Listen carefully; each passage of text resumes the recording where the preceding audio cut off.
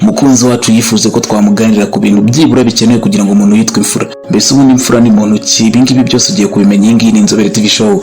Ngewe ndacyari MP Robert nk'ibisanzwe ngo ayikaze. Ubundi imfura ni umuntu w'imfura nyine. Abanyarwanda benshi tuzi imfura wari ariko imfura ni wa muntu utaguhemukira, ndetse hari n'abavuga ngo imfura ni wa muntu muhuza muri byose, buri kimwe cyose, maze aho utambikiriye akakubwira ngo garuka. Uyu nguyu niwe mfura kuri wowe, niwe wakise imfura. Ariko nyamara nubwo ari uyu nguyu tuvuga, hari n'indi mfura yo mu muryango, umwana wa mbere. Benshi bari kumva iki kiganiro ashobora kuba ari imfura mu miryango yabo, turabashimiye cyane. Ariko uyu munsi wa none reka noneho nkubwire ubundi imfura ni muntu ki. Umuhanga rero yaricaye arabivuga maze arabisesengura byose, aravuga ngo hari ibintu 12 bigomba kuranga umuntu witwa imfura. Yaravuze ati ni umuntu musangira ntagucure. Ahangaha ni amagambo akomeye cyane buri muntu wese agomba kumva ndetse akayaha n'agaciro. Nuwo muganira ntakuvemo maze ibanga ryawe rikaba nirye. Nupfa akakurerera maze abana bawe ntibomagare ku gasozi cyangwa babyomanzi, cyangwa se umuntu ukurikirana abandi mu bintu bagenda bakora maze yanakira ntiyirate. Uyu nguyu niwo kwitwa imfura nk'uko abahanga babivuze. Nuwo muhuriraho mwasezeranye ntagutanga akakurinda. Dore iyi niyo mfura twahoze tuvuga kuva na kane. Nyamara benshi muri twe cyangwa se benshi muri kumva ikiganiro mwibaze niba muri imfura cyangwa se inshuti zanyu ari imfura. N'utareba inyungu ze bwite ahubwo akareba iziri rusange nawe akaboneraho. Ntabwo ari wa wundi ushakashaka inyungu buri munsi. N'uzirana n'ubufura, uwo nguwo niwe mfura. Iyi niyo mfura y'u Rwanda twakifuje ko yaba ku bantu bose. Burya ngo imfura ni umuntu urangwa no kwihangana nk'uko uyu muhanga yabivuze. N'uwishimana n'abishimye ndetse akabarana n'ababaye. Uyu nguyu niwe mfura kandi niwe wumva ibibazo by'abantu bose. Imfura burya ngo n'uwiyubaha kubaha n'abandi, ari abaruta, abamuruta ndetse n'abo bangana. N'urangwa no kwiyoroshya akicisha bugufi biciriritse ku buryo buri muntu wese yamwisangamo. Ntugakunda ibintu mbere yo gukunda Imana. Burya nabyo ni neza cyangwa se ni amagambo meza abahanga bagiye bakomeza bavuga. Reka iki kiganiro tukigire nk'ibice maze tugende tunakubwira nk'uko umukunzi wacu yabyifuje, tunakubwire kuri ibi ngibi. Tukubwira ngo iyi ni Inzobere, komeza ukore subscribe ujye ukomeza ubona ibintu byinshi tugenda tukuganirira umunsi ku wundi. Ndacyari Bertin Empero. Niba Imana ihwanye na numero ya mbere, naho ubutunzi bugahwana na 0, kandi ukaba ukunda ubutunzi imbere y'Imana, wari uzi ko imibare yawe iteye itya, ni ukuvuga ngo ni 0 0 0 0 nongere ndetse ngo 0 0 0 1. Bivuga ngo imbere y'imitungo yawe hari 0 nyinshi maze 1 ikaza inyuma ariko ariyo hejuru. Twavuze ko ihagarariye Imana. Aho n'ukunda Imana mbere y'ubutunzi uzisanga imibare yawe iteye gutya ku buryo bukurikira. Reka nyikubwire nk'inzobere: 1 0 0 0 0 nongere nti 0 0 0. Mu by'ukuri itandukaniro hagati y'umukene n'umutindi naryo turaje turi kubwira mu kanya nyuma yo kugusobanurira imibare. Mu by'ukuri itandukaniro riri hagati y'umukene nyakujya n'umutindi naryo turaje turi gusobanurira nyuma yo kugusobanurira imibare. Buri iriya mibare niba ubanza kubaha Imana mbere y'ubutunzi, bivuga ngo Imana niba ihagarariye 1, ubutunzi bugahagarara 0. Nubanza Imana ya mazero araza yongera kuri 1 maze bigira uko bibarwa bibe byinshi cyane. Ariko nubanza ubutunzi Imana ikaza nyuma, imbere harabanza 0 maze 1 rijya inyuma. Amazira ari imbere y'umubare nta kintu ari buze kubavuze. Nyamuneka Nzobere, burya kubaha Imana nibyo bya mbere nk'uko mwakomeje kugenda mubikurikirana ku mbuga nkoranyambaga zacu nk'uko twagiye tubibagezaho.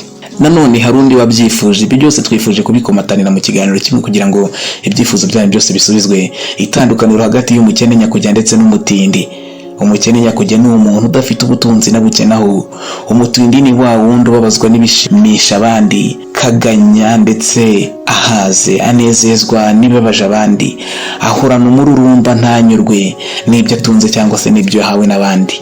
Ibi ngibi birababaje cyane. Burya mbese nuko byari bimeze. Burya nanone ng'ibigwari ku rugamba ni bantu ki?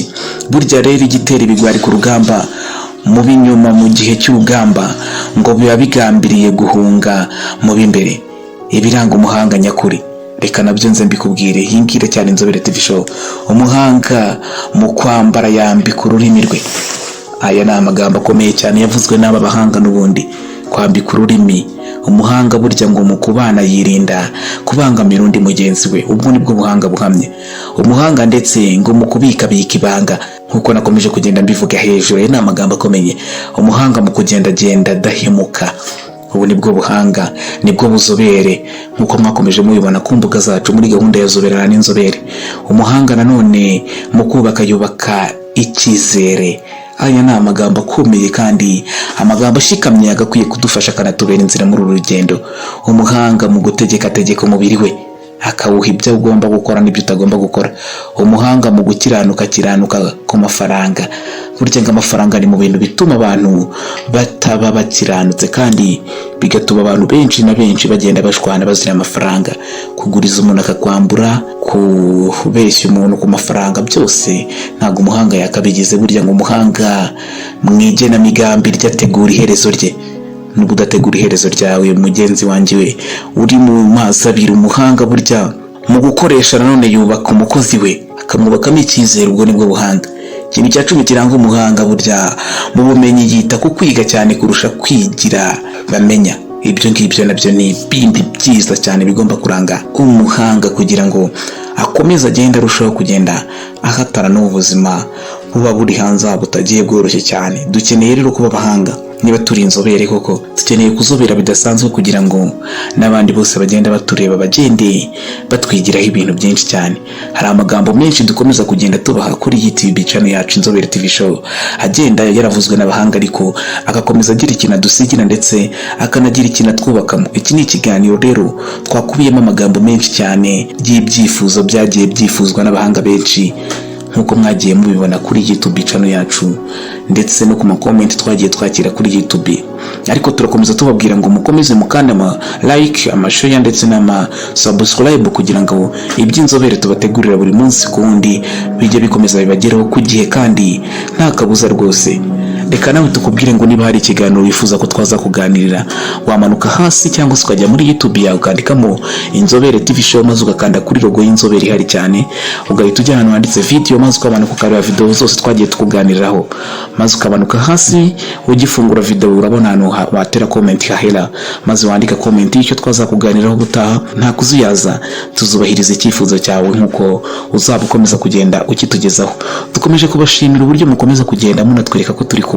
Ibiganiro byacu bya buri munsi tugenda tubahereza mukabyakira neza, ni ukuri natwe bitugwa neza. Ndetse nanone turababwira ngo mukomeze mukurikirana Inzobere TV show. Njye nari MP Robertin, ciao naho mu biganiro by'ubutaha. Murakoze. Kurikirana Inzobere TV show kuri YouTube channel ubashe kuzajya ukurikirana byinshi byiza tuzajya tukugezaho ku gihe. Ikoranabuhanga, uburezi, ubuzima, amateka, ibigwi n'ibyegeranyo ku bantu mwakunze kandi mukunda muri benshi ndetse n'imyidagaduro. Kora subscribe bizajya bikugeraho ku gihe kandi vuba. Inzobere TV show, feel you life, hope and knowledge.